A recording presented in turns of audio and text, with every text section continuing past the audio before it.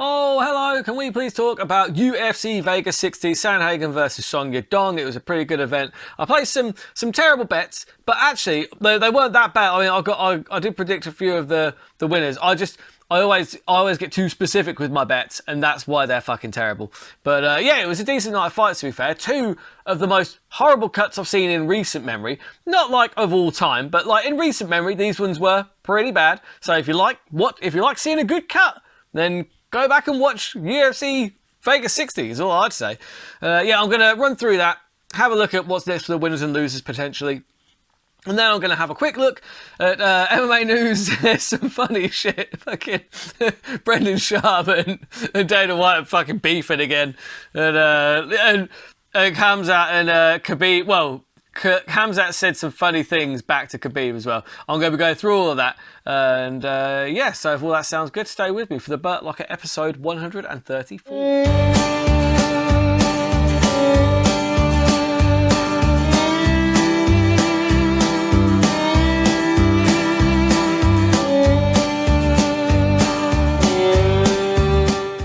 Right, so let's start off UFC Vegas 60 recap. Now, Damon Jackson, or as I like to call him, Trevor from GTA, did a really fantastic job at the weekend. Like it was a really good win against a tough opponent, and also I didn't realise that his brother had died as well. That sucks. That really sucks. Literally earlier on in the week. I mean, it's all well and good to say, yeah, don't let that affect you, but fuck me, how do you not? How do you not? But yeah, he went out there and he got the win. Congratulations to him. I mean, what did I have? The submission? He got the TKO, didn't he? Yeah, either way. Great job, Trevor from GTA. Fucking awesome. And how good was Rodriguez? Yeah, they call him RoboCop. Gregory Rodriguez. So, yeah, basically, he was fighting... what was his bloody name? Njoukani. Yeah, Njoukani. Chidi Njoukani's like a really high-level kickboxer, and Gregory Rodriguez, like, it stuns me that Rodriguez doesn't use his grappling more. Like, he's not just like, the reason I went with the submission in that one, I went with Rodriguez, so I got the fighter right, but I went for the submission. The reason being, he's not just a BJJ black belt. He's like a several-time World Jiu-Jitsu champion, Gregory Rodriguez. He is no fucking joke, man. But he just gets in there and he likes to just fucking throw hands. And fair play to him, because he got the stoppage, he got the knockout, but not after getting a really nasty cut. I think it was like a knee, caught him right there in the middle of his head, and it opened up so badly. Doctor, said it was fine to keep going, because obviously it wasn't running into his eyes and that. And then he managed to get the TKO stoppage. Brilliant. Absolutely brilliant. RoboCop, good for you. I don't know why it's called RoboCop. He looks nothing like... The only similarity he has to RoboCop is that he's bald. That is it. I mean, does he just love RoboCop or something? Who can blame him? Who doesn't love RoboCop? I love RoboCop. You love RoboCop. We all love RoboCop. I don't call myself RoboCop. But I don't know, maybe a friend, so maybe someone else gave him the nickname, or whatever. And yeah, well, my computer's doing that. Oh, for God's sake! Right, so then, basically, from one nasty cut onto another, Song Yadong. It was actually a pretty competitive fight. It was back and forth. I thought there was definitely positives to take away from each fighter, but man, those elbows and knees from Sandhagen, they're just nasty. He's becoming one of those guys that it's just a problem to fight, because he will cut your face off. He will just cut you up, bro. He'll cut you. He'll slice you with them elbows. Yeah, that's exactly what he did. It was a very nasty cut, actually. Really nasty. And that one, right above the eyebrow, blood pouring into the eye. The ref had to stop it. It was the right call. Great win for Sandhagen. I do like his call-out of Marlon Chito Vera. I think that is an excellent call-out. That would be a really fun fight. Those two matched up together, so that's me signing up. All right, sign me up to that shit. Yeah, that'd be awesome. Quickly before I get onto the news, just want to say thank you for thank you for watching. If you could do me a favour and hit the like, hit the subscribe button, comment, let me know what you thought about the fights at the weekend. Let me know some other cuts that happened in the UFC that were nasty. Do you know what I mean? Like Marvin Eastman, where he got cut open by Vitor Belfort. I'm talking that kind of shit. You know, that was a real old school reference there, but it's one that I'll always remember. It looked like he'd been cut open with a fucking axe. Anyway.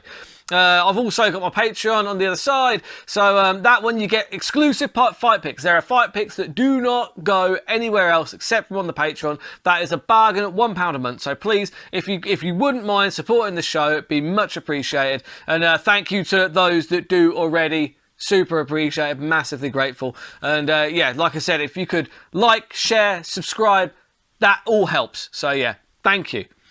Then we can go into the news. So I'm not going to spend long on it because Canelo Alvarez against Gennady Golovkin, the trilogy at the weekend. And the reason this relates to MMA is because every time one of these boxers fights, it's all you see in fucking MMA media is, oh, look, he got paid $45 million and Kamaru Usman only gets $500,000 per fight. And it's like, yeah, but okay, yeah. If you can't see the subtle differences in the business models, then I'm done having this conversation with you. If you can't just examine the subtle differences in between boxing, the way boxing does it and the way the UFC does it, and which one is sustainable and which one isn't, I just don't know what to tell you.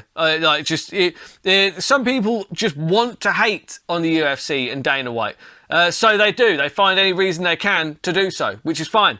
Good for you. Go for it. You know, I hope it makes you feel good. Anyway, moving on.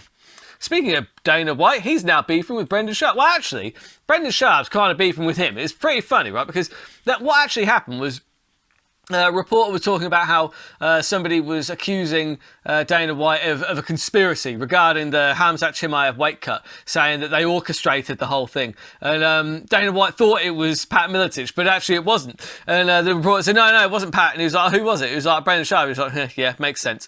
That's literally all he said. And Brendan Sharp has spent the last, since then, just going off on one. Literally went on a 2-hour rant on fucking The Fighter and the Kid, talking about how Dana White was fucking, without his friends, the Fertitas, he wouldn't be anywhere and blah, blah, blah, blah, blah. It's like, I don't know, Brendan. You might not want to be talking about, having friends help you out in such a high-profile way that helps you get to where you are. Look, we all need a little help sometimes. There's nothing wrong with that. But what I'm saying is don't throw shade that way when most people would freely acknowledge that there's a good chance you wouldn't be where you are in comedy without the friends that you have.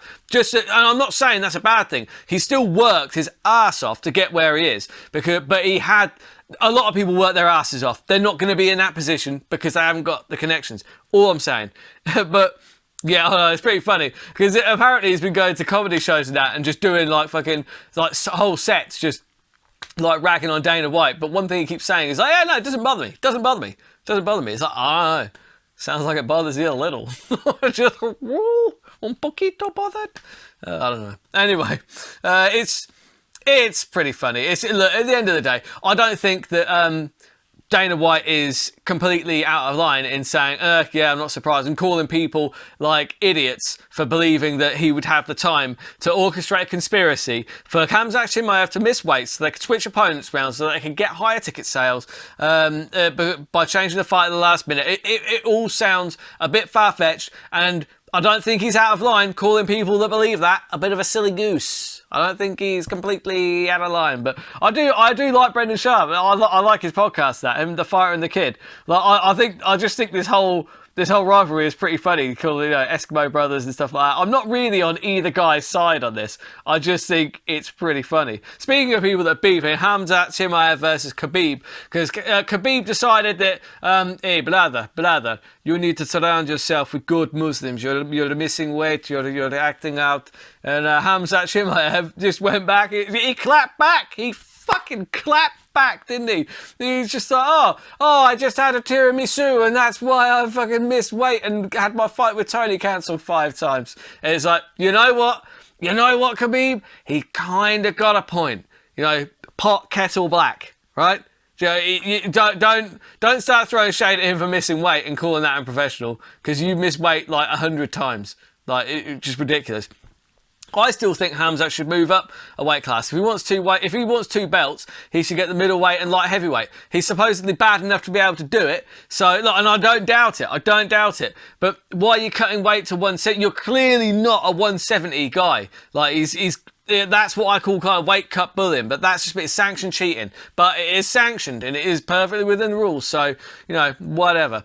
Troll of the week, quick one this week. This one really did make me giggle, but mostly because it combines Terminator 2 and the Joe Rogan Experience. So you've got the famous scene when they're trying to, like, when they're calling up John Connor's foster parents, and he wants to know if he's speaking to the T1000 or not, so he does a little trick question.